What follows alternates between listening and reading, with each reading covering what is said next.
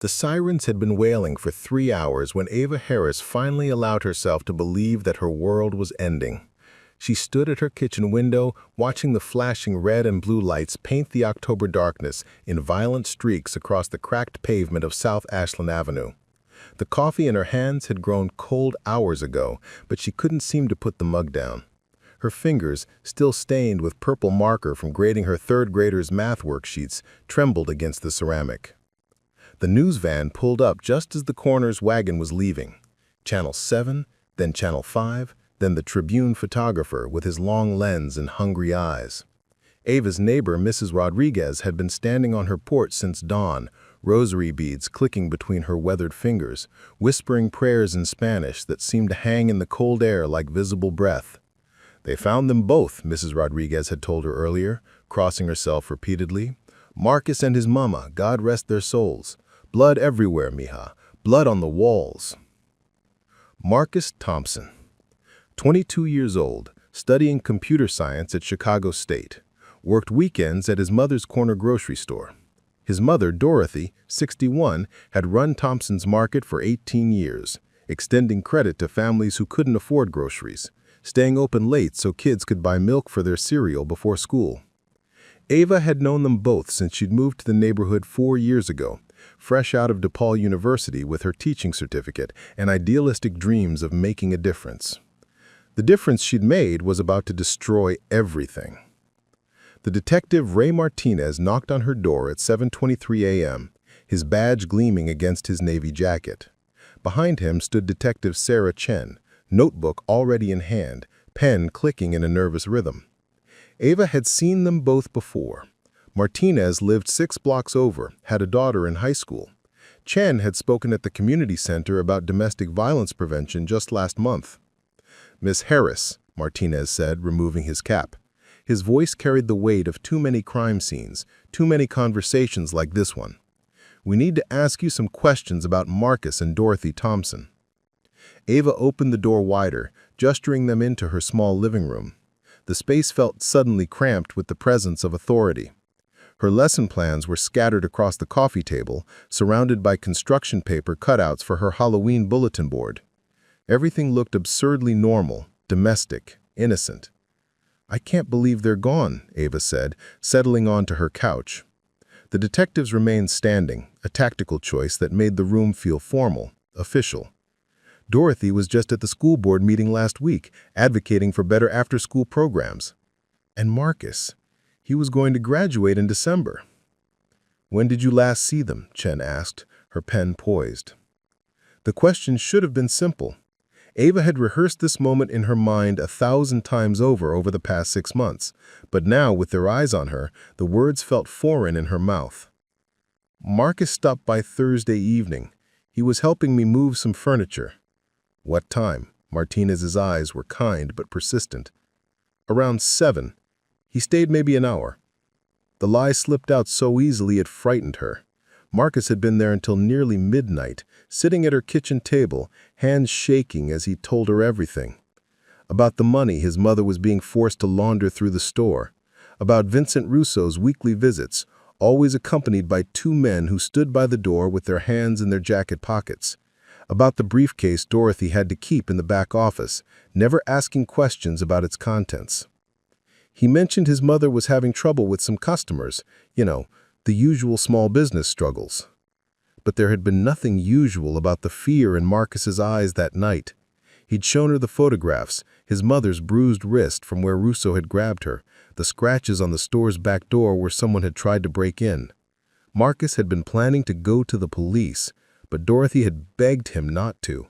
"They'll kill us both," she'd whispered to his son, not knowing Ava could hear through the thin walls when Marcus called home on speakerphone. Did Marcus seem worried about anything? Scared? Chen's question cut through Ava's memories. Preparing and narrating this type of story took us long efforts and hard work. So if you are enjoying the story, please consider subscribing to our channel. He was always worried about his mom working late at the store.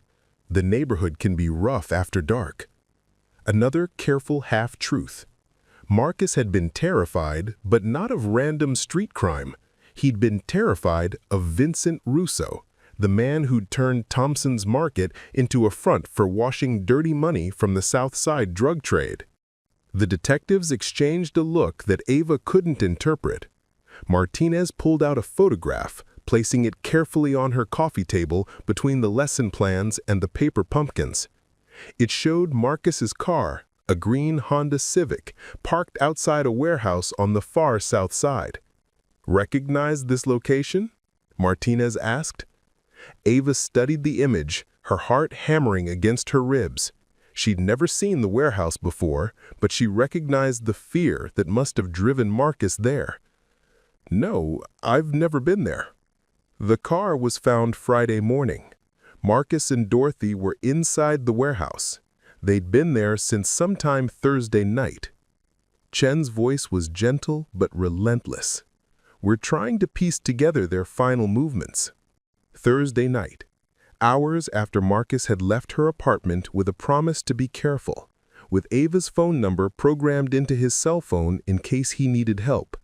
Hours after she'd watched him walk down her front steps, shoulders squared with the kind of determination that comes from finally deciding to do the right thing, no matter the cost. "I don't understand," Ava said, though she understood too much. "What were they doing at a warehouse?" "That's what we're trying to figure out," Martinez said, collecting the photograph, sliding it back into his jacket pocket. Marcus's phone records show he made several calls Thursday evening. One was to you, around 11:45 p.m. Do you remember that? The room suddenly felt airless. Ava's hands gripped her coffee mug so tightly her knuckles went white. The call, Marcus's voice, breathless and scared. "Ava, they know I was going to talk. Dorothy's not answering her phone. I think they took her. I have to go get her." She'd begged him not to go alone, to wait for her, to call the police. But Marcus had already hung up. The next time her phone rang, it was Martinez, this morning, asking if she knew why 2 people were dead. "I didn't answer," Ava lied, the words scraping her throat raw. "I go to bed early on school nights. When I saw the missed call this morning, I figured I'd call him back later." The silence stretched between them like a held breath.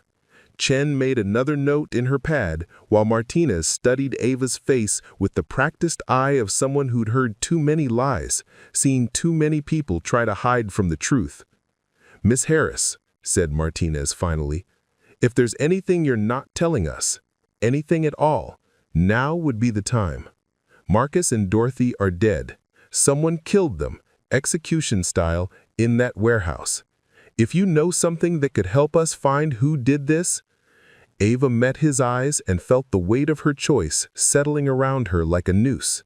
She could tell them about Vincent Russo, about the money laundering, about Marcus's desperate plan to get his mother away from it all. She could hand over the flash drive Marcus had given her, the one hidden in her bedroom closet containing photos and financial records that would expose the entire operation. But she could also remember the look in Russo's eyes the one time she'd seen him, standing outside Thompson's Market on a Tuesday afternoon.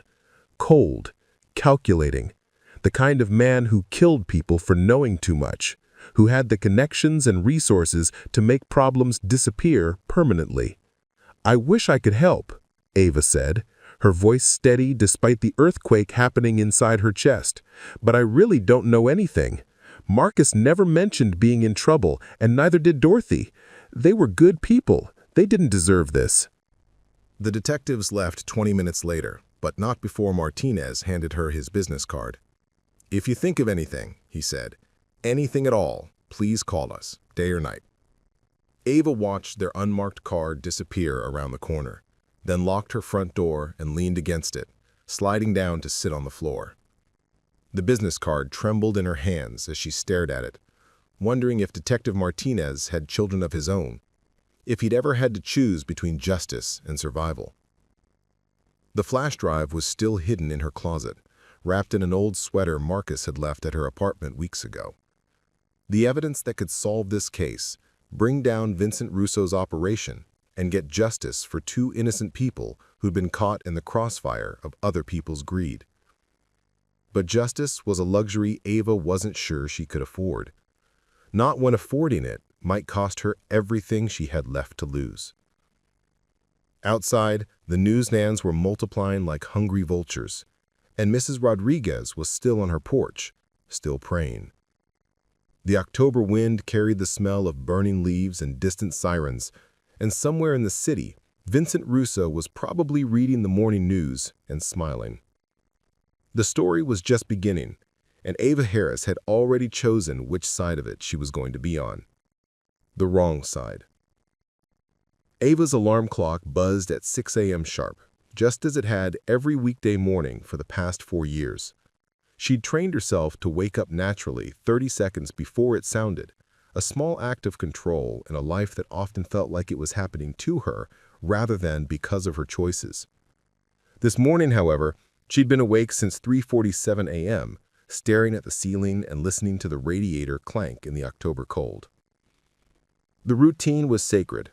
Shower, coffee, review lesson plans, pack lunch, arrive at Beethoven Elementary by 7:15. But today, standing in her kitchen with Marcus's business card still in her hand and the flash drive burning like a secret in her bedroom closet, the routine felt like a costume she was putting on to play a role she no longer recognized. Room 3B was her sanctuary. 26 third graders who looked at her like she held all the answers, who brought her dandelions picked from the school playground and drawings of stick-figure families where she sometimes appeared as Ms. Harris, the best teacher ever. This morning, as she arranged the day's math manipulatives on each desk, colorful cubes and counting bears that would help 8-year-olds understand addition with regrouping, her hand shook with the knowledge that she was lying to everyone who trusted her. "Ms. Harris, you look sad," said Destiny Williams during morning circle time. At 8 years old, Destiny had the kind of emotional intelligence that came from watching adults too carefully, reading faces for signs of trouble ahead. She lived with her grandmother 2 blocks from the school, in the same neighborhood where Marcus and Dorothy Thompson had died. "I'm just tired, sweetheart," Ava replied, forcing a smile that felt like plastic on her face. "Sometimes grown-ups don't sleep very well." But Destiny's dark eyes held hers with unsettling intensity. "My grandmama says when people look sad like that, it's 'cause they're carrying something too heavy. She says you gotta set it down sometimes or it'll hurt your back." The wisdom of children. Ava had always marveled at how her students could cut through adult complexity with simple truths. Marcus had carried something too heavy, and look where it gotten him. Now she was carrying the same weight, and every hour that passed made it heavier. During lunch, Ava sat in the faculty room with her usual turkey sandwich and apple, listening to her colleagues discuss weekend plans and grading policies. The normalcy of their concerns felt surreal against the backdrop of her secret knowledge. Janet Morrison, who taught 5th grade, was complaining about a parent who'd sent angry emails about homework policies. Tom Chen, no relation to Detective Chen, was celebrating his son's acceptance to Northwestern. "Did you hear about those murders on Ashland? A mother and son killed in some warehouse. The news said it might be gang-related." The apple turned to sawdust in Ava's mouth. "That's terrible," she managed. "I knew the family," said Patricia Williams, the school librarian. "Dorothy Thompson used to donate books to our literacy drives. Her son was such a sweet boy, always polite when he came in with his mother. It's just heartbreaking." Gang-related. The phrase echoed in Ava's mind as she returned to her classroom for the afternoon. The media was already constructing a narrative that would be easier to digest than the truth. 2 African-American victims in a rough neighborhood, found in a warehouse. It fit the template that allowed people to feel sad but not surprised, concerned but not personally threatened. But Ava knew the truth was messier, more dangerous, and closer to home than anyone wanted to admit. Vincent Russo wasn't some distant gang member operating in the shadows. He was connected to legitimate businesses, city contracts, people with real power who had too much to lose if their associations came to light. After school, instead of heading home to grade papers and prepare tomorrow's lessons, Ava found herself walking toward Thompson's Market. The store was closed. Yellow crime scene tape stretched across the entrance like a bandage that couldn't heal the wound. Someone had left flowers by the door. Roses, carnations, a small teddy bear that was already collecting dust from the street. She stood there for 20 minutes, watching the neighborhood flow around the empty store. Kids walking home from school, their backpacks bouncing with the rhythm of their steps. Elderly residents returning from errands, grocery bags heavy with dinner ingredients. Life continuing because it had to, because people needed milk and bread and the small comforts of routine, even when the world felt like it was ending. Mrs. Rodriguez appeared beside her, materializing out of the foot traffic like a guardian spirit. "You knew them well?" she asked in her accented English, her voice carrying the weight of someone who'd seen too much loss in her 72 years. "Dorothy always asked about my students," Ava said, surprised by how easily the truth came when it was safe. She'd save the educational magazines people left in the store, bring them to the school for our library. And Marcus, she paused, remembering the young man's earnest face, his genuine concern for his mother's safety. He was going to be somebody important, a computer programmer. He wanted to build websites for small businesses, help people like his mom compete with the big chains. Mrs. Rodriguez nodded sadly. Good people. Too good for this world, maybe. She studied Ava's face with eyes that had witnessed decades of neighborhood secrets. "You seem to be carrying something heavy, mija. Like my destiny says, sometimes you gotta set it down before it breaks your back." The same words Destiny had used that morning. Ava wondered if wisdom ran in families, if the ability to see through people's carefully constructed facades was something passed down through generations of women who'd learned to read danger in a glance, hope in a gesture. "Sometimes the heavy things aren't ours to set down," Ava replied, then immediately regretted the honesty. She was revealing too much, inviting questions she couldn't answer. But Mrs. Rodriguez just nodded again, as if she understood perfectly. "See, I know about those kinds of burdens, the ones that follow you home and sit at your table uninvited." She touched Ava's arm gently. "But remember, mija, sometimes keeping a secret is another way of lying, and lies have a way of getting heavier, not lighter." That evening, Ava sat at her kitchen table with the flash drive in front of her, no longer hidden in her closet, but confronting her directly. Vincent had encrypted the files, but he'd given her the password that last night. Justice for Mom, a combination that now felt like an accusation. She plugged the drive into her laptop and watched the files populate on her screen. Dozens of photographs showing Vincent Russo entering and leaving Thompson's Market. Financial records documenting weekly cash deposits that far exceeded the store's legitimate revenue. Screenshots of text messages between Dorothy and an unknown number, messages that clearly showed coercion and fear. One photograph in particular made her hand shake. It showed Russo's car parked outside Beethoven Elementary, taken on a Tuesday afternoon 3 weeks ago. The same day Ava had stayed late for parent conferences. The same day she'd walked to her car alone, through the empty parking lot, past a dark sedan she'd barely noticed. He'd been watching her. Probably watching Marcus, too, tracking the people his victim cared about, mapping the network of relationships that could become either leverage or threats. The casual evil of it. The way he'd turned Dorothy's love for her son and her community into weapons against her made Ava physically sick. She closed the laptop and walked to her window, looking out at the street where news vans had finally departed, where normal life was trying to reassert itself. Tomorrow she would stand in front of her third graders and teach them about place value and paragraph structure. She would help Destiny with her reading and remind Marcus Powell, a different Marcus, one whose mother was still alive, to turn in his homework. She would pretend to be the same person she'd been last week, before she'd learned that knowledge could be a death sentence, and that choosing silence was its own kind of murder. The phone rang at 9:30 p.m. Detective Martinez. Miss Harris, I hope I'm not calling too late. I wanted to let you know we've made some progress on the Thompson case. Ava's mouth went dry. Oh? We found Marcus's notebook in his car. He'd been documenting some suspicious activities at his mother's store.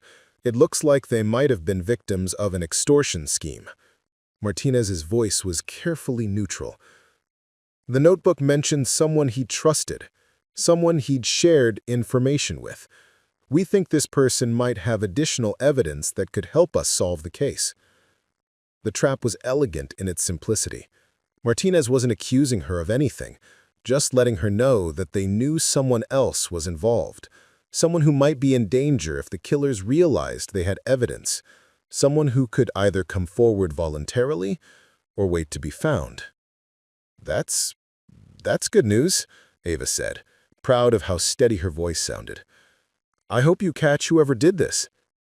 Miss Harris, Martinez said quietly, if you were in this person's position, if you had information that could help solve the double murder, what do you think you'd do? The question hung in the air between them, heavy with possibility and threat. Ava could confess right now, could tell him about the flash drive and the photographs and the night Marcus came to her with desperate hope in his eyes.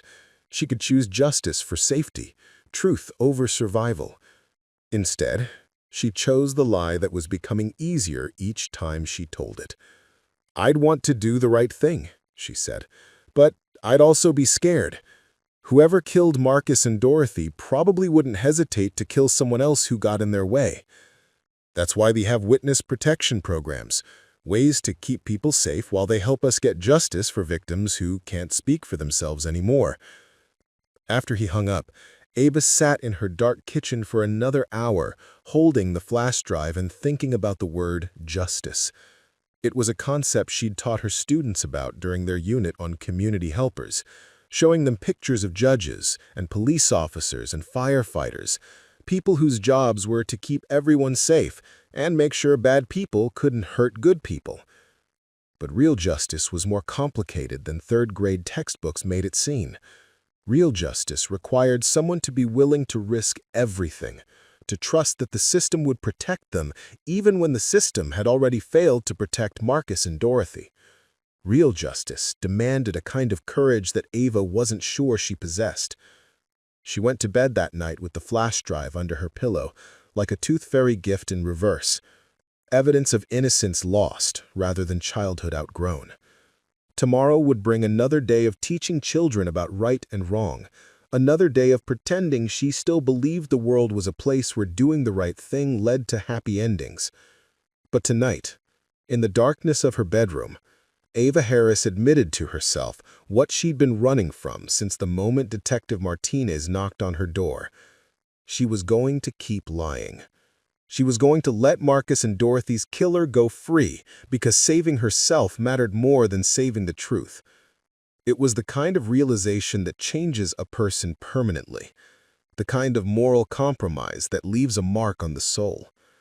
And as Ava finally drifted off to sleep, she wondered if the 8-year-olds in room 3B would still think she had all the answers if they knew what kind of person their teacher really was.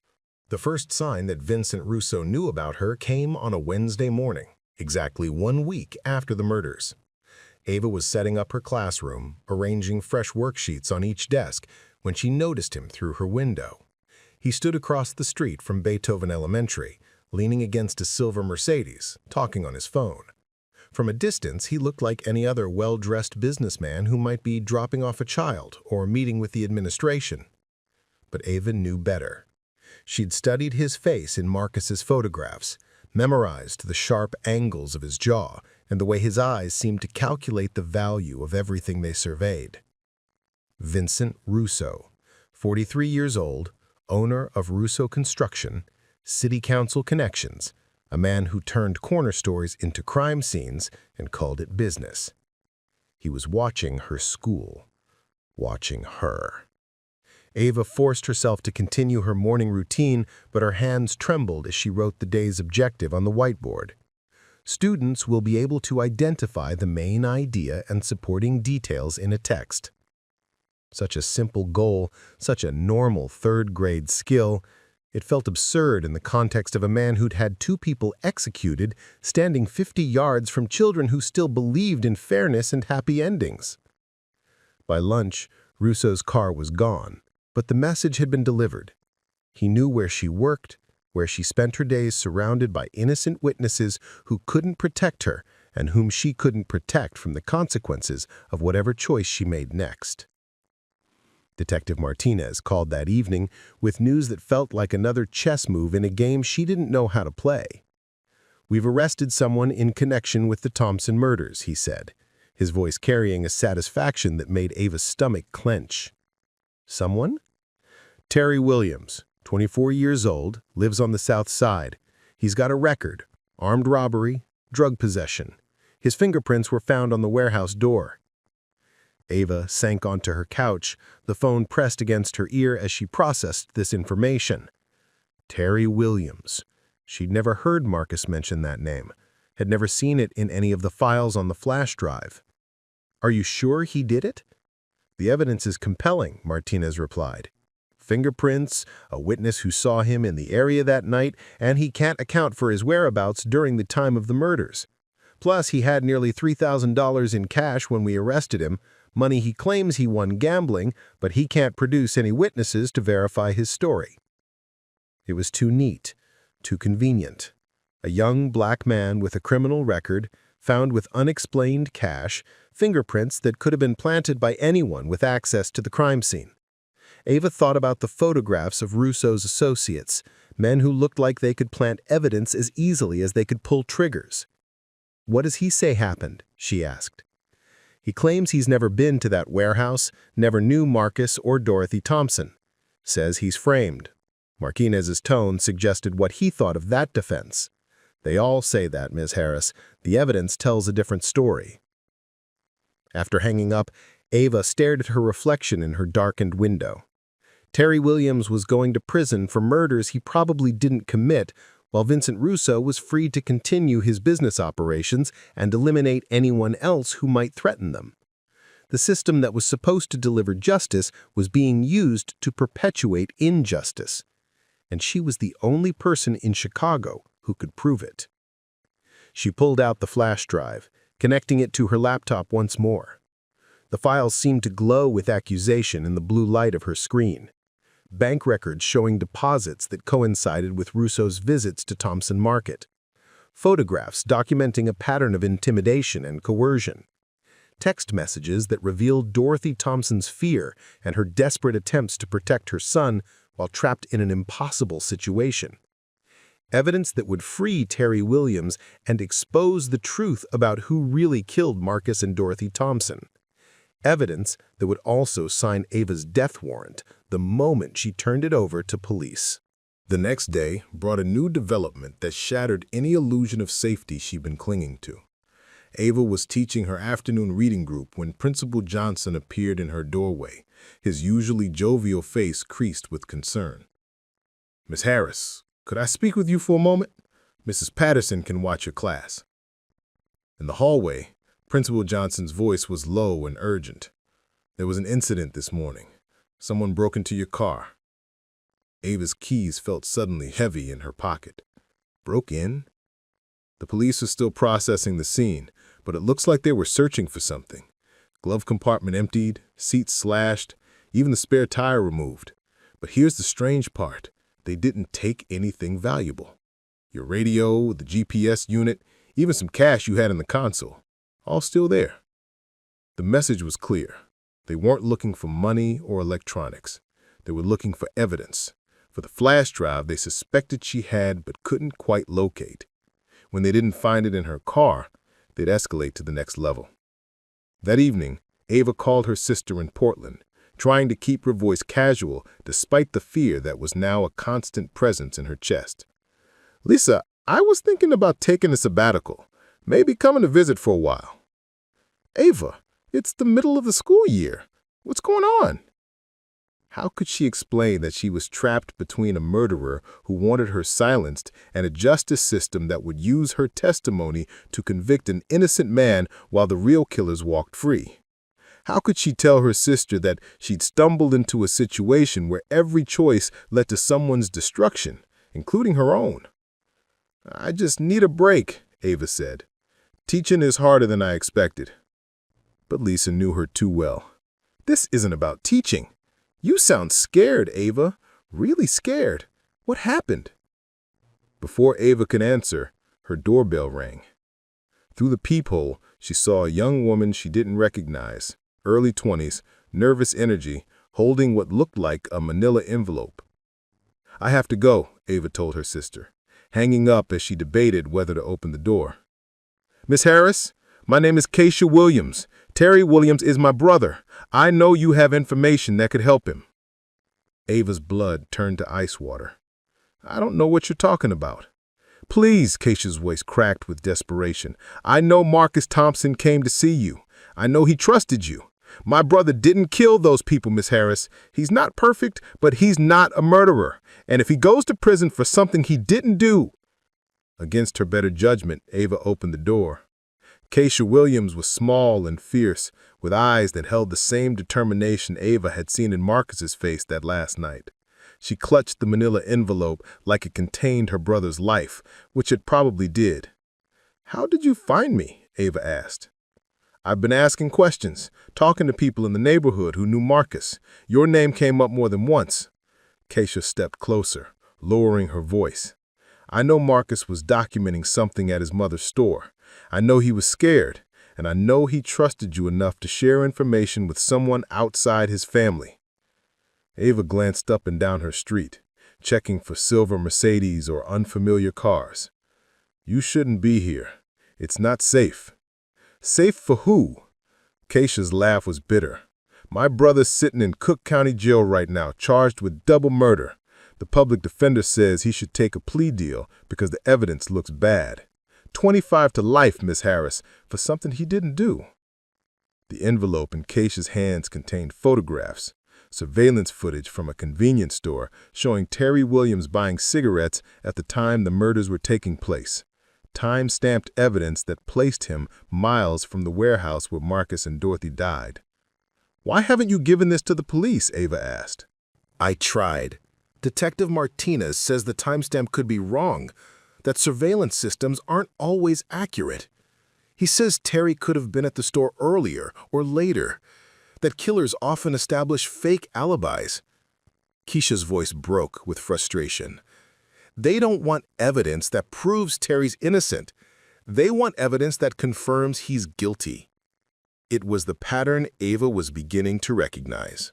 A system more interested in closing cases than solving them, more comfortable with convenient answers than complicated truths. Terry Williams fit the profile of what people expected a killer to look like. Vincent Russo did not. "I'm sorry about your brother," Ava said carefully, "but I don't have any information that could help him." Keisha studied her face with the kind of intensity that came from a lifetime of reading people's lies, from growing up in a world where truth was a luxury and survival depended on recognizing deception. Marcus Thompson died trying to protect his mother and expose the people who were using her, Keisha said quietly. "If you have evidence that could save an innocent man and you're keeping it secret because you're afraid, then you're just as responsible for Terry's conviction as the people who actually committed the murders." The words hit like physical blows. Ava thought about her third graders, about the lessons she taught them about courage and integrity and standing up for what's right. She thought about Destiny Williams, probably Keisha's niece, she realized now, and her 8-year-old wisdom about setting down heavy burdens. "I can't help you," Ava said, the lie scraping her throat raw. Keisha nodded, but her eyes held a disappointment that felt worse than anger. "My brother's not the only innocent person in this situation, Miss Harris, but he might be the only one who ends up paying for other people's cowardice." After Keisha left, Ava double-locked her door and sat in her living room with all the lights off, watching shadows move across her windows. The flash drive sat on her coffee table like evidence of her own moral failure, a small piece of technology that contained the power to free an innocent man and the certainty of her own destruction. Her phone buzzed with a text message from an unknown number. Terry Williams will be convicted unless someone comes forward with evidence. You have 48 hours to decide if you can live with that. The message wasn't signed, but Ava knew it was from Vincent Russo or one of his associates. They were applying pressure from both sides now, letting her know they were watching, while also making it clear that her silence was leading to the conviction of an innocent man. It was psychological warfare of the cruelest kind, designed to make her complicit in Terry Williams' fate whether she spoke up or stayed silent. If she turned over the evidence, she'd save Terry but sign her own death warrant. If she remained quiet, she'd be safe, but would live with the knowledge that her cowardice had sent an innocent man to prison for life. That night, Ava lay awake listening to every sound in her apartment building, every creak of settling wood and distant siren. She thought about Marcus Thompson, about the young man who chose courage over safety and paid the ultimate price. She thought about Dorothy Thompson, who'd been trapped in an impossible situation and died trying to protect her son. She thought about Terry Williams, sitting in a jail cell, probably wondering how the system had failed him so completely. And she thought about the children in room 3B, about the trust they placed in her every day, about the lessons she was supposed to be teaching them about right and wrong. How could she face them tomorrow, knowing that she'd chosen her own safety over justice for 2 murdered people and freedom for an innocent man? The answer was simple. She couldn't. But she also couldn't seem to choose differently, couldn't find the courage that Marcus had found that last night when he decided to risk everything for the truth. So she lay in the darkness paralyzed between cowardice and conscience, while 48 hours ticked away and Terry Williams waited for someone to save him from a conviction that would destroy his life for crimes he didn't commit.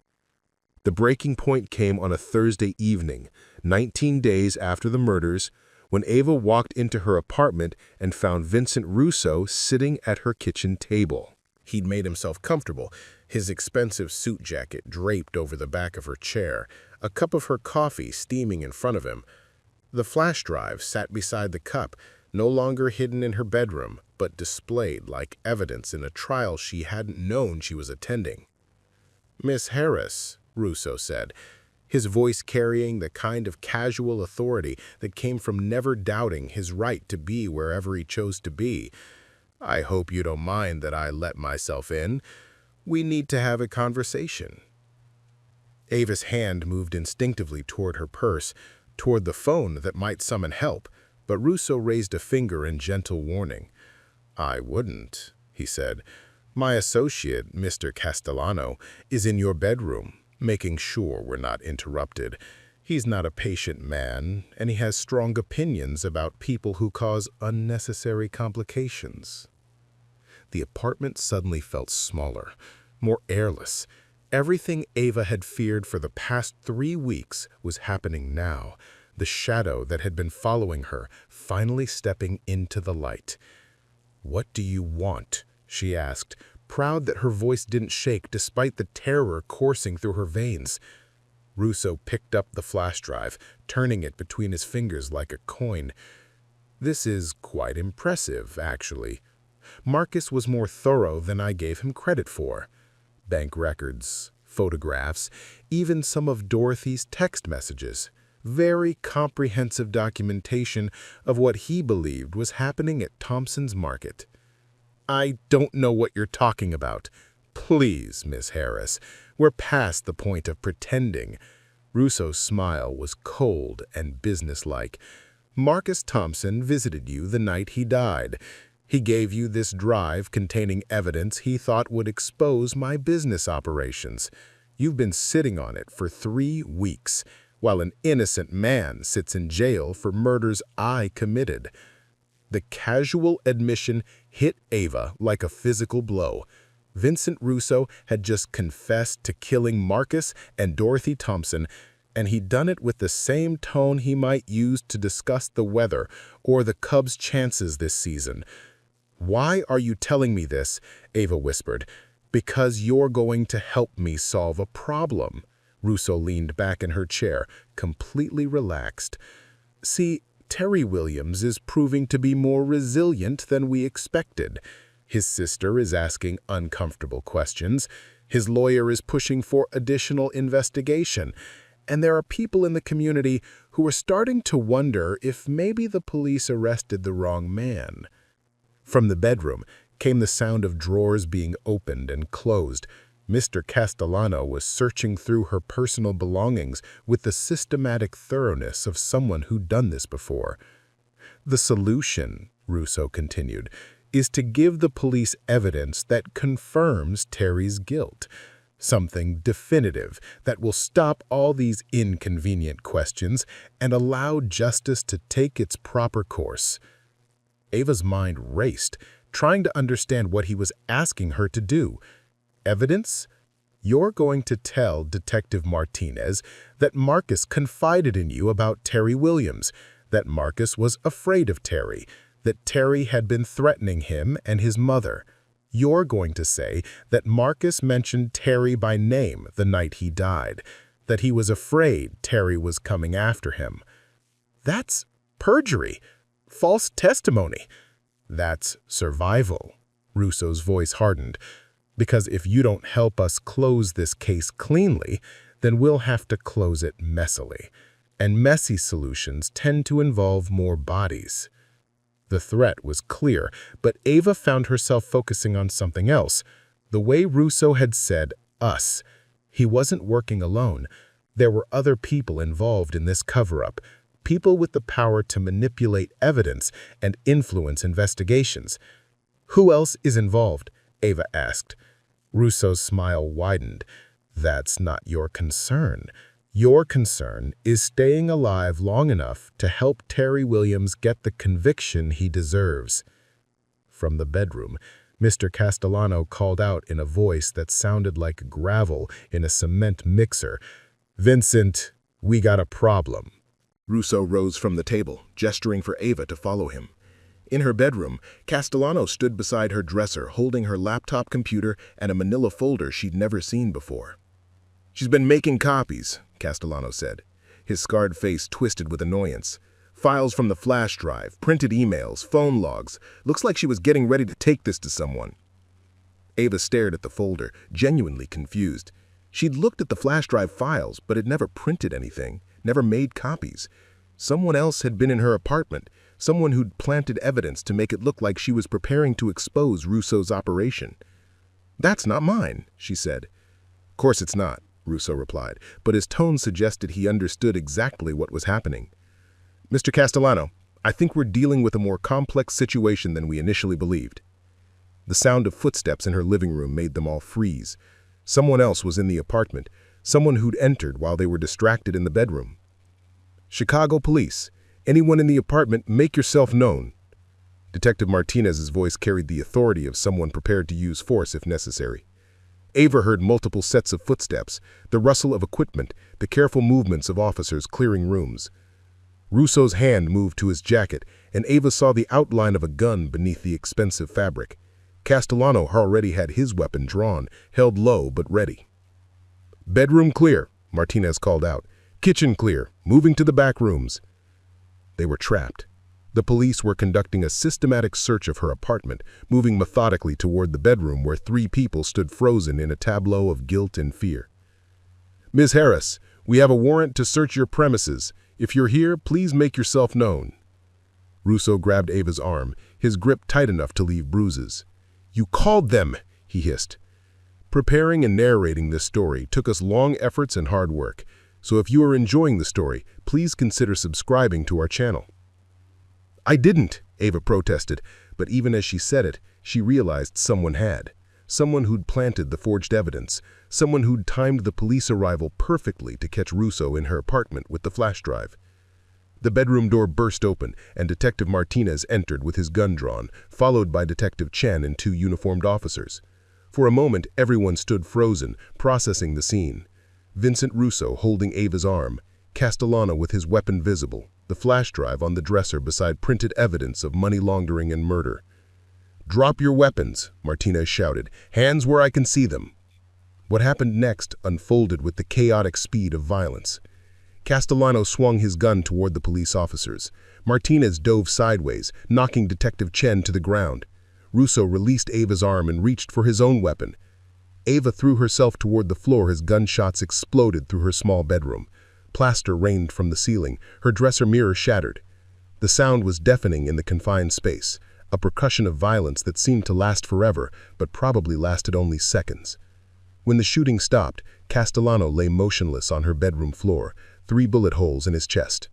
Russo sat against her bedroom wall, clutching his shoulder where blood seeped between his fingers, his gun kicked away by Officer Patterson. "Are you hurt, Miss Harris?" Detective Chen asked, helping Ava to her feet.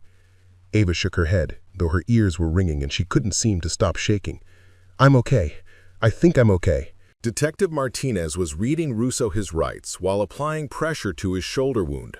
"Vincent Russo, you're under arrest for the murders of Marcus Thompson and Dorothy Thompson, for breaking and entering, for assault with a deadly weapon." The list continued, but Ava found herself focusing on the flash drive, still sitting on her dresser amid the chaos. Evidence that would finally bring justice for Marcus and Dorothy. Evidence that would free Terry Williams from a conviction that would have destroyed his life. "Ms. Harris," Detective Chen said gently, "we're going to need you to come to the station to give a statement. There's a lot we need to discuss." As they waited for the ambulance to treat Russo's wound and the coroner to process Castellano's body, Detective Martinez pulled Ava aside. "The warrant came from an anonymous tip," he explained. "Someone called our tip line this afternoon and said you were in danger, that Vincent Russo was planning to kill you tonight to cover up his involvement in the Thompson murders." "Who called?" "We don't know. The voice was disguised, but whoever it was knew details about the case that only someone with inside information could have known." Martinez studied her face carefully. "Miss Harris, we know Marcus Thompson gave you that flash drive. We know you've been protecting evidence for 3 weeks while an innocent man sat in jail. What I need to understand is why." The question she'd been dreading. The moment when she'd have to explain her choices to someone whose job was to seek justice for victims who couldn't speak for themselves. Ava looked around her destroyed bedroom, at the blood on her walls and the shattered glass on her floor, and realized that the worst thing wasn't the violence or the fear. The worst thing was that she'd almost let it work. She'd almost chosen her own safety over justice for Marcus and Dorothy, almost allowed Terry Williams to be convicted for crimes he didn't commit. If someone hadn't made that anonymous call, if the police hadn't arrived when they did, she would have given false testimony and sent an innocent man to prison for life. I was scared. I was terrified that if I came forward, Russo would kill me like he killed Marcus and Dorothy. So I kept quiet and told myself I was protecting myself, but really I was just being a coward. Martinez nodded slowly. "Fear is understandable, Ms. Harris, but withholding evidence in a murder investigation is a serious crime. We'll need to discuss the charges you'll be facing." As they left her apartment, Ava saw her neighbors gathered on the sidewalk, watching as police officers carried evidence bags and crime scene equipment out of her building. Mrs. Rodriguez stood on her porch, rosary beads in her hands, watching Ava with eyes that held disappointment, but also understanding. At the police station, the interrogation lasted 4 hours. Detective Martinez and Detective Chen walked Ava through every detail of her relationship with Marcus Thompson, every conversation they'd had, every file on the flash drive. They asked her about Vincent Russo, about the money laundering operation, about the 3 weeks she'd kept silent while Terry Williams sat in jail.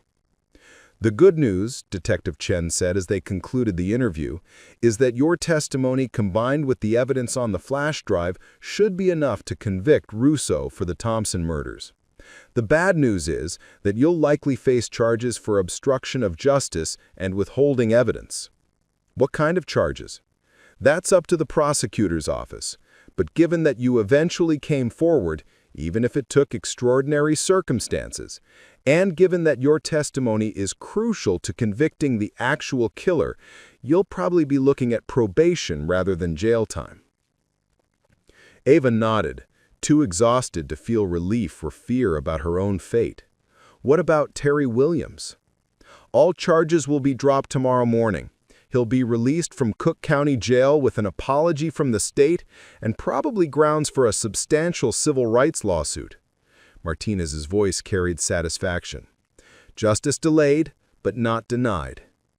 As Ava left the police station at 2 a.m., she found Keisha Williams waiting by her car in the parking lot. Terry's sister looked exhausted but hopeful, and when she saw Ava, she broke into tears. "They called me an hour ago. They said Terry's coming home tomorrow, that the real killers have been arrested. I don't know what changed your mind, Miss Harris, but thank you. Thank you for finally doing the right thing." Ava wanted to explain that she hadn't chosen courage, that someone else had forced her hand by making that anonymous call. But Keisha was crying and laughing at the same time, relief and joy overwhelming her ability to speak, and Ava realized that the motivation mattered less than the outcome. "I'm sorry it took so long," Ava said. "Your brother shouldn't have spent a single day in jail for something he didn't do." "But he's coming home," Keisha replied. "That's what matters now. He's coming home." Driving back to her apartment, which was still a crime scene, still covered in police tape, Ava thought about the anonymous caller who'd saved Terry Williams' life, and probably her own.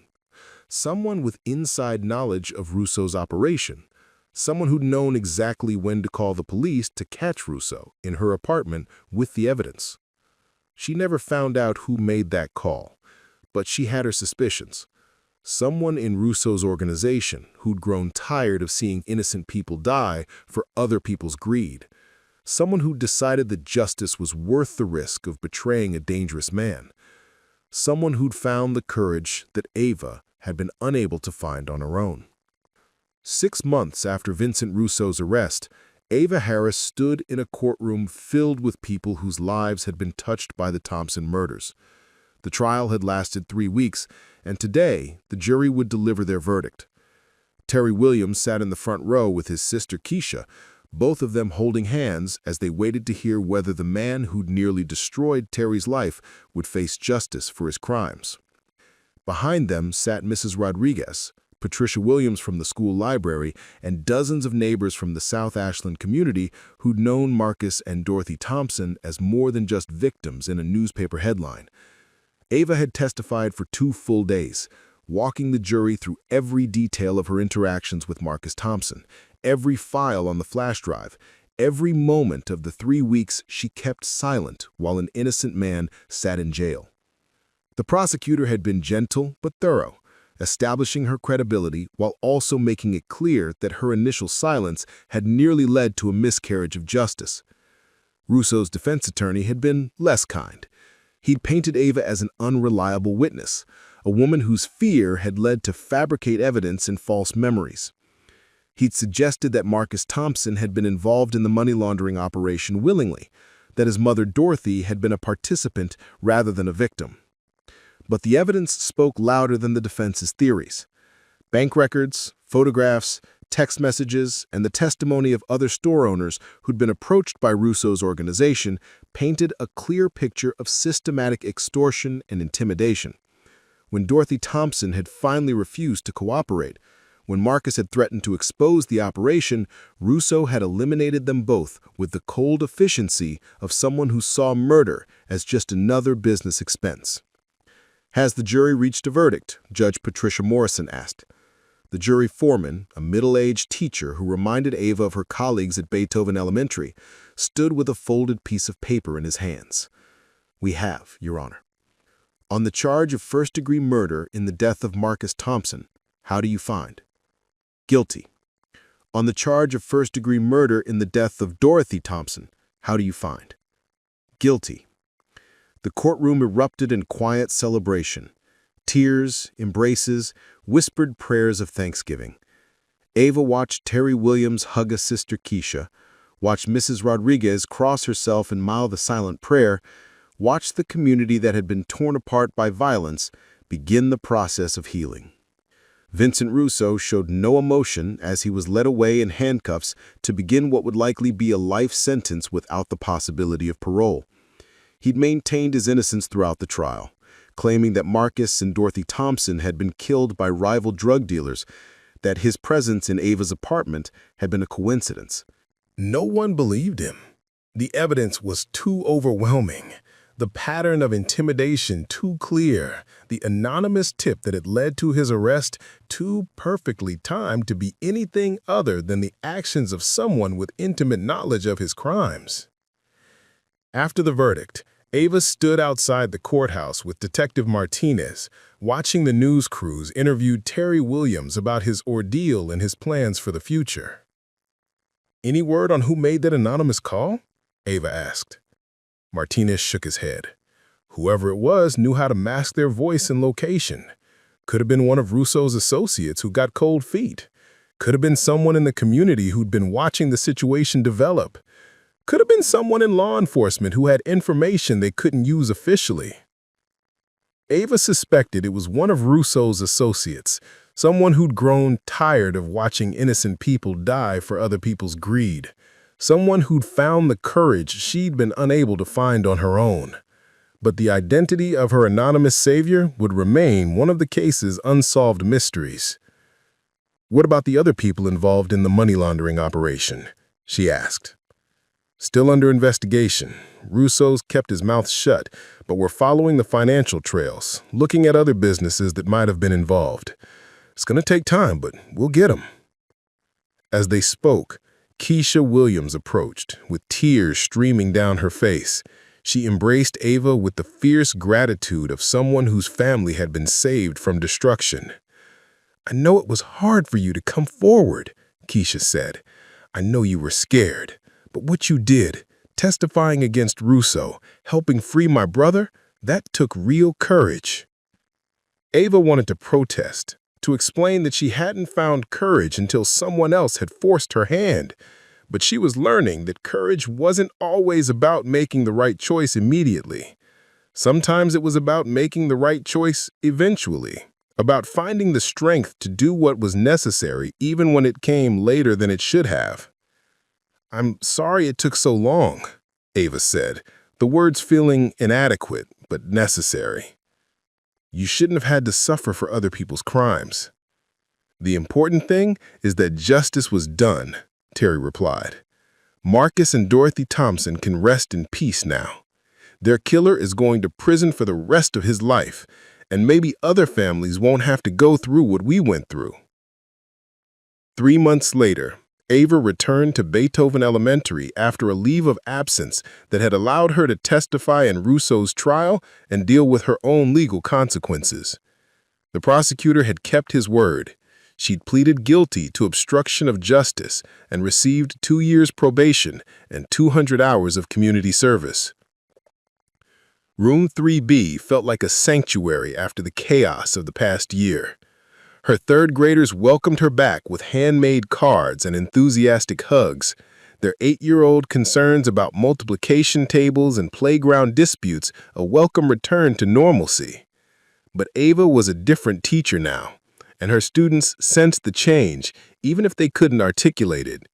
She was more patient with their mistakes, more understanding of their fears, more honest about the complexities of right and wrong. During a lesson about community helpers, Destiny Williams, Keisha's niece and Terry's daughter, Ava had learned, raised her hand with a question that cut straight to the heart of things. "Miss Harris, what do you do when the grown-ups who are supposed to protect people are the ones hurting them instead?" The question hung in the air while 25 other third graders waited for an answer that would help them make sense of a world that didn't always work the way their textbooks said it should. "That's a really important question, Destiny," Ava said, taking time to choose her words carefully. "Sometimes the people who are supposed to help us make mistakes, or sometimes they're scared, or sometimes they make bad choices. When that happens, we have to find other people who will do the right thing, even when it's hard." "Like my Uncle Terry," Destiny said proudly. "He didn't do anything wrong, but some people said he did. Then other people helped prove he was innocent. That's right. Sometimes it takes a lot of people working together to make sure the truth comes out and that justice is done. After school, Ava walked through the neighborhood that had become her home, past Thompson's Market, which had reopened under new management as a community-owned grocery cooperative, past the corner where Mrs. Rodriguez still sat on her porch in the afternoons, past the warehouse where Marcus and Dorothy Thompson had died. The neighborhood was healing, but slowly. The trauma of the murders and the subsequent trial had left scars that would take years to fade completely. Trust in law enforcement remained shaky, particularly among residents who'd watched an innocent man nearly go to prison while the real killers walked free. But there were signs of progress. A new community center had opened on Marcus Thompson's old block, funded by donations from people across Chicago who'd been moved by the story of a young man who died trying to protect his mother. The Marcus and Dorothy Thompson Memorial Fund provided scholarships for neighborhood kids who wanted to study computer science or business, ensuring that their dreams would live on in the next generation. Terry Williams used the settlement money from his wrongful arrest to open a small computer repair shop, employing young people from the neighborhood and teaching them skills that could provide alternatives to the street economy that had claimed too many lives. He'd also become an advocate for criminal justice reform, speaking at conferences and community meetings about the importance of thorough investigation and the dangers of rushing to judgment. Ava's community service hours were spent at the new community center, teaching literacy classes for adults who'd never had the chance to complete their education. Many of her students were people who'd been failed by the system in various ways: former inmates trying to rebuild their lives, immigrants struggling with English, elderly residents who'd grown up in a time when education wasn't available to everyone. Working with these students taught Ava something she'd never learned in her education classes: that redemption was possible for everyone, including herself. That courage wasn't about never being afraid or never making mistakes. It was about finding the strength to do better when the opportunity presented itself.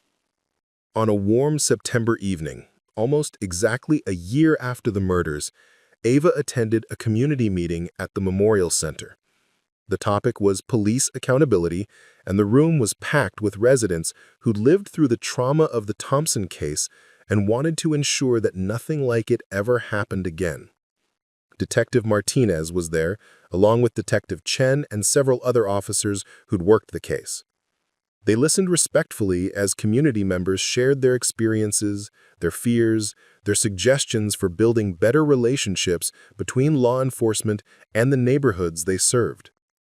When Ava's turn to speak, she stood before a room filled with people who knew her story. The teacher who'd kept silent while an innocent man sat in jail, who'd nearly let fear triumph over justice. A year ago, I thought courage meant never being afraid. I thought good people always made the right choices immediately, without hesitation or doubt. I've learned that real courage is messier than that.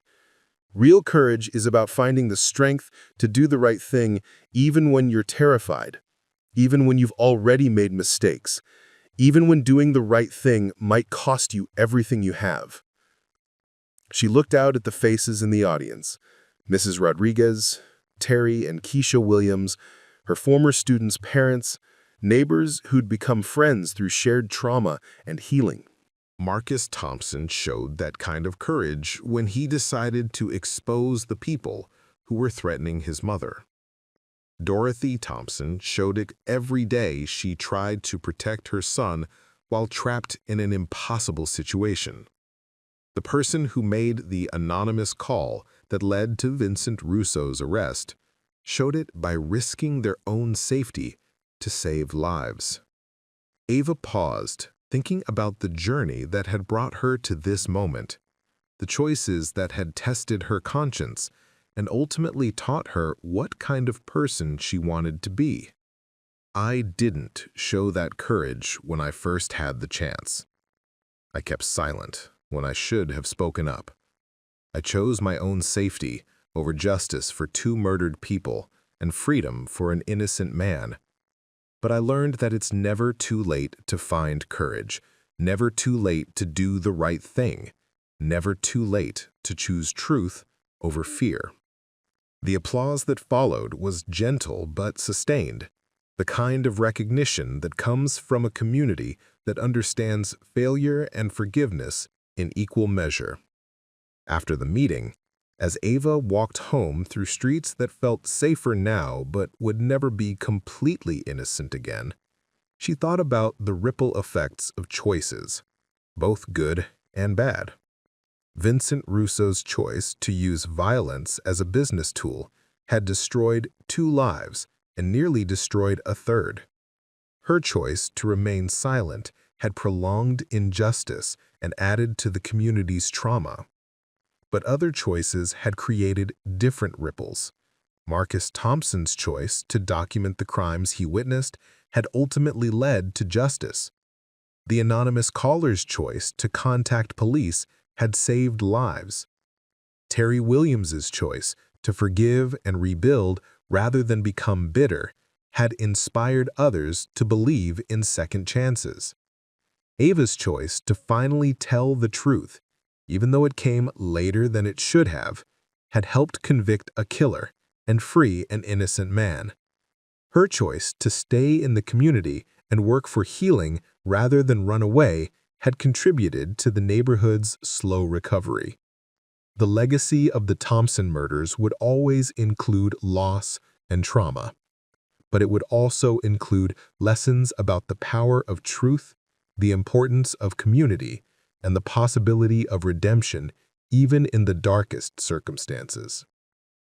As Ava reached her apartment, now in the different building since her old home had too many memories of violence, she thought about her lesson plans for tomorrow. Her 3rd graders were studying biography, learning about people who'd made a difference in their communities and the world. She decided to tell them about Marcus Thompson, about a young man who'd chosen courage over safety and truth over silence. She'd tell them about Dorothy Thompson, who'd tried to protect her son while trapped in an impossible situation. She'd tell them about Terry Williams, who'd forgiven the system that had failed him and chosen to work for change rather than revenge. And maybe, if they asked the right questions, she'd tell them about the importance of finding courage even when it comes later than it should, about the possibility of redemption even after serious mistakes, about the way communities can heal when people choose truth over fear. The stories we tell our children shape the adults they become.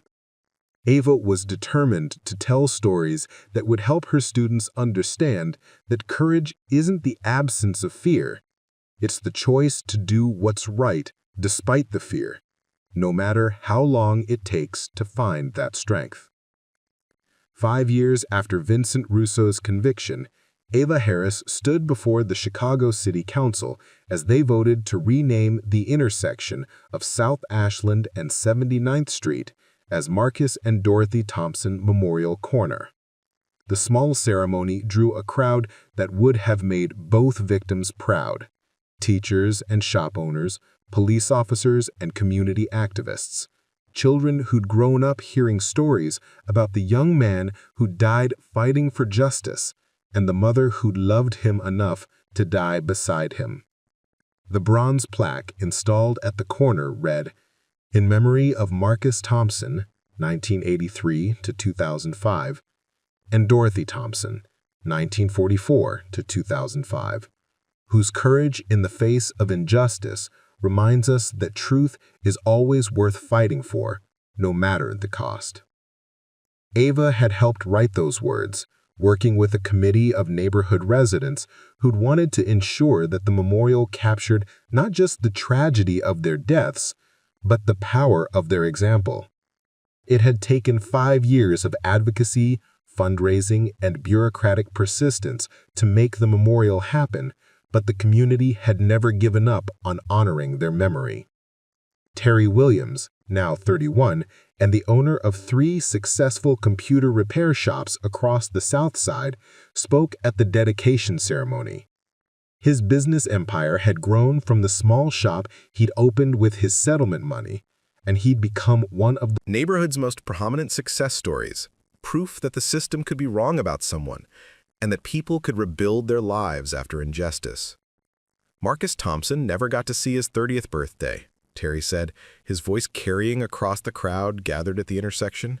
He never got to finish his computer science degree, never got to start the business he dreamed about, never got to see his neighborhood become the thriving community it's becoming today.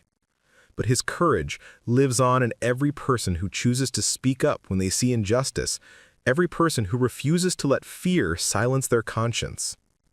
Terry's daughter Destiny, now 13 and in 8th grade, stood beside her father with the kind of quiet pride that comes from understanding your family's history. She'd grown up knowing that her father had been wrongfully accused of murder, that her teacher, Miss Harris, had eventually found the courage to testify for the truth, that sometimes doing the right thing took longer than it should, but was always worth it in the end. The crowd also included Detective Martinez, now retired but still living in the neighborhood, and Detective Chen, who'd become the district's community liaison officer.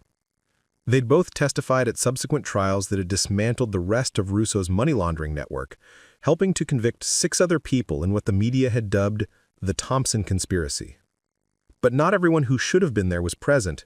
Vincent Russo had died in prison 2 years earlier, killed by another inmate who'd learned about his crimes against children. The official report called it a prison altercation, but everyone understood it was the kind of justice that happens when predators are exposed among populations that don't tolerate crimes against innocents. The investigation into Russo's network had revealed horrors beyond money laundering, connections to human trafficking, child exploitation, and a web of corruption that reached into city government, law enforcement, and legitimate businesses. The prosecutions had taken years and resulted in 17 convictions, but Ava sometimes wondered how many other victims there had been, how many other families had been destroyed by greed and violence. Mrs. Rodriguez, now 79 but still sharp as a tack, had become something of a neighborhood historian, documenting the stories of families who'd been affected by the various crimes connected to Russo's organization. Her kitchen table was covered with photo albums, newspaper clippings, and handwritten testimonies from people who'd survived traumas they'd never thought they could discuss publicly. The important thing, she told a Tribune reporter last year, is that we remember all of it, the bad and the good, the fear and the courage. If we only remember the pretty parts, we forget the lessons. After the dedication ceremony, Ava walked through a neighborhood that had been transformed by the strange alchemy of tragedy and resilience. Thompson's Market was now the Thompson Community Cooperative, owned and operated by local residents who'd pooled their resources to create a grocery store that served the community's needs while providing living-wage jobs for local workers. The old warehouse, where Marcus and Dorothy had died, had been converted into affordable housing for seniors, with a community garden where Mrs. Rodriguez and other elderly residents grew vegetables that were donated to local food pantries. The developers had wanted to name it Thompson Gardens, but the community had chosen a different name, Second Chance Village, reflecting their belief that redemption was possible for places as well as people. Beethoven Elementary had expanded its community outreach programs, offering evening classes for adult literacy, citizenship preparation, and job training. Ava, now the school's community engagement coordinator as well as a classroom teacher, oversaw many of these programs with the help of volunteers who included Terry Williams, several retired police officers, and former inmates who'd rebuilt their lives after incarceration. The most successful program was called Truth Tellers, where community members shared their stories with middle and high school students about times they'd faced moral choices, times they'd shown courage, times they'd made mistakes, times they'd learned that doing the right thing was more complicated than textbooks made it seem. Destiny Williams was one of the program's most engaged participants, often asking pointed questions about accountability, forgiveness, and the difference between justice and revenge. At 13, she'd already announced her intention to become a lawyer, specializing in criminal justice reform and wrongful conviction cases. "Miss Harris," she'd asked during one of the Truth Tellers sessions, "do you think good people can do bad things?"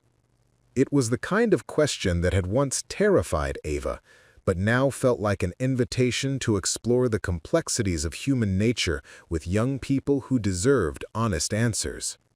"I think all people can do bad things," Ava had replied. "Fear makes us selfish sometimes. We choose our own safety over other people's needs. We stay quiet when we should speak up, or we speak up when we should listen. The difference between good people and bad people isn't that good people never make mistakes. It's that good people try to learn from their mistakes and do better next time. What if the mistake is really big? What if it hurts people? Then the person has to work even harder to make things right. They have to accept that some people might never forgive them, that some consequences can't be undone, but they still have to try, because trying to do better is the only way to honor the people who were hurt by the original mistake." These conversations had become a cornerstone of Ava's teaching philosophy. She'd learned that children could handle complicated truths if they were presented with honesty and context, that moral education was more about grappling with real dilemmas than memorizing abstract principles. Her own third graders, a new group each year, but always eager and curious and trusting, had become better critical thinkers because she'd stopped pretending that right and wrong were always obvious, that good people always made good choices immediately, that courage never wavered or doubted itself. 10 years after the murders, Chicago Magazine ran a feature story about the Thompson case and its aftermath, focusing on how a community had rebuilt itself after trauma. The article interviewed dozens of people whose lives had been touched by the case: Ava, Terry Williams, Mrs. Rodriguez, Detective Martinez, and former inmates who'd been inspired by Terry's story to rebuild their own lives. But the most powerful interview was with Dr. Keisha Williams, who'd completed her PhD in social work and was now running a nonprofit organization that provided legal advocacy for families dealing with wrongful conviction cases. The organization, called Second Chances, had helped overturn 12 wrongful convictions in its first 5 years of operation. "My brother's case taught me that the system isn't broken. It's working exactly as it was designed to work. It's designed to convict people who look like my brother, people from neighborhoods like ours, people who don't have the resources to fight back when they're falsely accused. But that same case also taught me that ordinary people can change the system when they find the courage to fight for what is right." The article's final paragraphs focused on the anonymous caller who'd never been identified, the person whose tip had led to Russo's arrest and Terry's exoneration. The identity of the person who called police on the night Vincent Russo was arrested remains one of the case's enduring mysteries. Detective Martinez, now retired, believes it was someone within Russo's organization who'd grown troubled by the escalating violence. Community activists think it might have been a neighbor who'd been watching the situation develop and finally decided to act. Some even speculate it was a police officer who had information they couldn't use through official channels. Whoever it was, their courage saved lives and changed a community. In a case full of people who had to choose between safety and justice, between silence and truth, between fear and courage, this anonymous hero reminds us that sometimes the most important choices are made by people whose names we'll never know, whose faces we'll never see, whose stories will never be fully told. But their choice to act, to risk their own safety for the sake of justice, echoes through every life they saved, every family they protected, every community they helped heal. In the end, perhaps that's the most important lesson of the Thompson case, that courage is contagious, that one person's choice to do right can inspire others to find their own strength, and that redemption is always possible for communities willing to face their darkest truths. 15 years after Vincent Russo's conviction, Ava Harris received an unexpected visitor at Beethoven Elementary. She was in her classroom after hours, preparing materials for the next day's lessons, when the security guard knocked on her door. "Miss Harris, there's a young man here to see you. Says his name is Michael Castellano." The name hit Ava like ice water. Castellano, the same last name as the man who died in her bedroom all those years ago. The man who'd pointed a gun at police officers and paid the ultimate price for his loyalty to Vincent Russo. The young man standing in her doorway was perhaps 25, with dark hair and nervous energy that reminded Ava of Marcus Thompson in those final weeks of his life. He held a manila envelope in hands that shook slightly, and his eyes carried the weight of someone who'd been carrying secrets too heavy for one person to bear. "Miss Harris, my name is Michael Castellano. Tony Castellano was my father." Ava's breath caught in her throat. The son of the man who died in her bedroom? The child of a criminal who'd chosen violence over surrender? Standing in her classroom where she taught children about making good choices and finding courage in difficult situations? "I'm sorry for your loss," she said carefully, unsure what else to say to the child of a man who tried to kill police officers. "Don't be," Michael replied, his voice carrying a bitter edge. "My father was a criminal who chose to work for people who murdered innocent families. I've spent my whole adult life trying to understand how a man who taught me to ride a bike and helped me with homework could also be part of an organization that killed Marcus and Dorothy Thompson." He gestured to the envelope in his hands. "I found some things in my father's belongings, things that might interest you." Against her better judgment, Ava invited him to sit down. The classroom felt surreal, this space where she taught 8-year-olds about kindness and honesty, now hosting a conversation with the son of a man who'd participated in cover-ups and murder. Michael opened the envelope and pulled out a series of photographs, documents, and what appeared to be a handwritten journal. "My father kept records," he said, "not because he was planning to turn against Russo, but because he was paranoid about being betrayed himself. He documented everything: meetings, conversations, orders he received." The photographs showed faces Ava recognized from the subsequent trials, but also faces that had never been prosecuted, people who'd escaped justice despite their involvement in Russo's network. The documents detailed financial arrangements, political connections, and law enforcement contacts that never had been fully exposed during the various court proceedings. But it was the journal that made Ava's hands tremble as she read. Page after page of Tony Castellano's handwriting, documenting his growing unease with the violence, his concern about the involvement of children in some of Russo's operations, his fear that the organization was spiraling out of control. And on the final page, dated just 2 days before his death, an entry that made everything clear. "Vincent's lost his mind. Killing the Thompson woman and her son was bad enough, but now he wants to kill the teacher too. Says she knows too much, that we can't risk her talking. But she's just a school teacher. She's got kids depending on her. This has to stop. I've been thinking about what my son Michael would say if he knew what I was doing. He's studying criminal justice at UIC, wants to be a police officer someday. Says he wants to help people, to make the world safer. How can I look him in the eye knowing I'm part of something that makes the world more dangerous? Maybe it's time to make that call." Ava looked up at Michael, understanding flooding through her. "Your father made the anonymous call?" Michael nodded, tears streaming down his face. "He saved your life, Miss Harris, and Terry Williams's life, and probably other lives we'll never know about. He chose to betray the only family he'd known for 20 years because he couldn't live with being part of something that killed innocent people." "Why are you telling me this?" Ava asked. "Because I'm a police officer now," Michael said, pulling out his badge. "Chicago PD, just like I always planned. And I've been working with the cold case unit to identify other victims of my father's organization, other families who never got justice because the investigations stopped when Russo was convicted." He gestured to the documents spread across Ava's desk. "This evidence could help solve those cases, but I wanted you to know the truth about my father first. I wanted you to know that in the end, when it mattered most, he chose to save lives instead of taking them." Ava studied the young man's face, seeing echoes of his father's features, but also something entirely different, a moral clarity that Tony Castellano had found too late, that his son had been born with and nurtured into a career dedicated to justice. "What do you need from me?" she asked. "Nothing," Michael replied.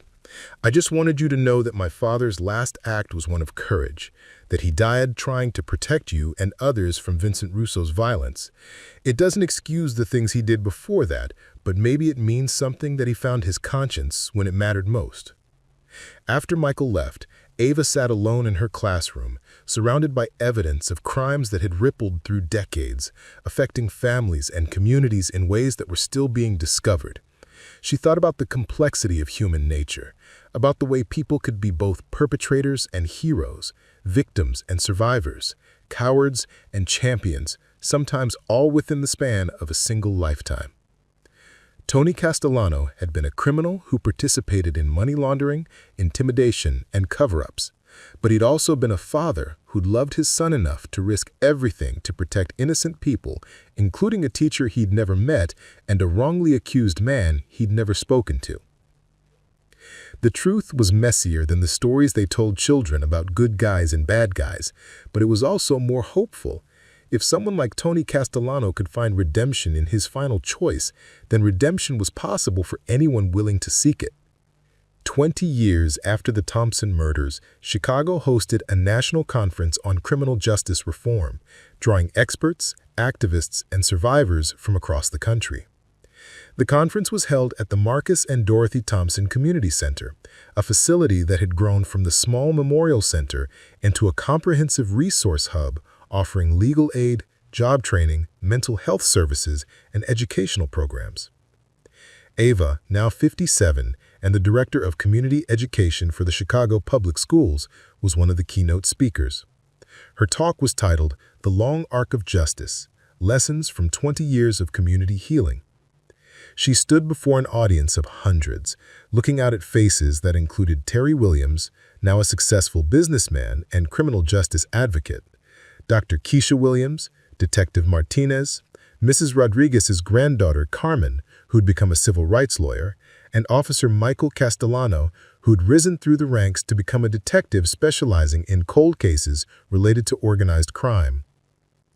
20 years ago, Ava said, "I learned that courage isn't a single moment of heroism. It's not something you either have or don't have. Courage is a choice you make over and over again. Sometimes failing, sometimes succeeding, always trying to do better than you did the last time you were tested." She spoke about Marcus Thompson's courage in documenting crimes against his family, about Dorothy Thompson's courage in trying to protect her son while trapped in an impossible situation. She spoke about Terry Williams' courage in forgiving a system that had failed him, about Keisha Williams' courage in channeling her anger into advocacy for others. And she spoke about Tony Castellano's courage in making a phone call that saved lives, about the anonymous heroes whose names would never be known, but whose choices rippled through time, creating possibilities for healing and justice that might never have existed otherwise. The Thompson case taught our community that justice isn't just about catching criminals and punishing crimes. Justice is about creating systems that protect the vulnerable, that give people second chances, that recognize the humanity in everyone, victims and perpetrators, heroes and cowards, the innocent and the guilty. In the audience, she could see some of her former students, now adults with children of their own. Destiny Williams Johnson, now Dr. Destiny Williams Johnson, was a federal prosecutor specializing in civil rights cases. Marcus Powell, the other Marcus from her third-grade class, had become a social worker, helping formerly incarcerated individuals reintegrate into their communities. They were living proof that the stories we tell children matter, that the lessons we teach about moral complexity and the possibility of redemption shape the adults they become and the choices they make when facing their own moral tests. After her speech, Ava walked through the neighborhood that had become her life's work. The Marcus and Dorothy Thompson Memorial Corner was now the heart of a thriving commercial district, with minority-owned businesses, a community college satellite campus, and affordable housing that allowed long-time residents to remain in the neighborhood even as property values rose. But the most important change wasn't visible in the buildings or businesses. It was in the way people talked to each other, the way conflicts were resolved, the way the community had learned to hold space for both accountability and forgiveness. The Thompson case had taught them that good people could make terrible choices when they were afraid, that bad people could find redemption in their final moments, that justice was not a destination, but a journey that required constant vigilance and recommitment. As the sun set over South Ashland Avenue, casting long shadows across the memorial corner where two innocent people had been remembered with bronze and flowers, Ava thought about the ripple effects of choices made 20 years ago. Vincent Russo's choice to use violence as a business tool had destroyed 2 lives and traumatized the community. Her own choice to remain silent had prolonged injustice and added to the collective trauma. But other choices had created different ripples. Marcus Thompson's choice to document crimes had ultimately led to justice. Tony Castellano's choice to make an anonymous phone call had saved lives. Terry Williams' choice to forgive and rebuild rather than become bitter had inspired a movement for criminal justice reform that had helped hundreds of other wrongly convicted individuals. The community's choice to face its trauma honestly, to learn from its mistakes, and to build something better from the wreckage of violence had created a model for healing that was being studied and replicated in cities across the country. Standing at the corner where it all began, Ava reflected on the long arc of justice that had bent slowly but surely toward healing. Not the kind of justice that came from courtrooms and verdicts, but the deeper justice that came from communities learning to see each other's humanity, from individuals finding the courage to choose love over fear, truth over silence, healing over hatred. The bronze plaque gleamed in the fading light, its words as relevant today as they had been when they were first etched in metal. In memory of Marcus Thompson and Dorothy Thompson, whose courage in the face of injustice reminds us that truth is always worth fighting for, no matter the cost. But Ava knew now that the real memorial wasn't the plaque or the renamed street corner. The real memorial was the changed lives, the healed community, the children who'd grown up learning that courage could be found even in failure, that redemption was possible even after the darkest mistakes, that justice was not just about punishment, but about transformation. As she walked home through streets that had been transformed by 20 years of patient work, careful choices, and stubborn hope, Ava thought about tomorrow's lesson plans. She was teaching a new generation of third graders about biography, about people who'd made a difference in their communities and the world. She'd tell them about Marcus Thompson, the young man who'd chosen courage over safety. She'd tell them about Dorothy Thompson, who'd loved her son enough to die protecting him. She'd tell them about Terry Williams, who turned injustice into inspiration. She'd tell them about Tony Castellano, who'd found redemption in his final choice. And maybe, if they asked the right questions, she'd tell them about the teacher who'd kept silent when she should have spoken up, who learned that courage wasn't about never being afraid. It was about finding the strength to do what's right even when you're terrified, even when you've already made mistakes, even when doing the right thing might cost you everything you thought you couldn't afford to lose. The stories we tell our children become the foundation for the choices they'll make as adults. Ava was determined to tell stories that would help them understand that heroism wasn't about perfection. It was about persistence, about getting back up when you fall down, about choosing to do better each time you're tested. 20 years after the Thompson murders, as Chicago settled into another quiet evening, the ripple effects of courage and cowardice, justice and injustice continued to spread through lives and communities in ways that might never be fully measured, but would never be forgotten. And in room 3B at Beethoven Elementary, 26 new third graders waited to learn about the world they were inheriting, a world where darkness and light existed side by side, where ordinary people could make extraordinary choices, where truth was always worth fighting for, no matter how long it took to find the courage to speak it. In the end, That might be the most important lesson of all, that the arc of justice doesn't bend by itself toward healing. It requires human hands to guide it, human hearts to sustain it, human voices to speak the truths that make transformation possible. Preparing and narrating this type of story took us long efforts and hard work. So if you are enjoying the story, please consider subscribing to our channel.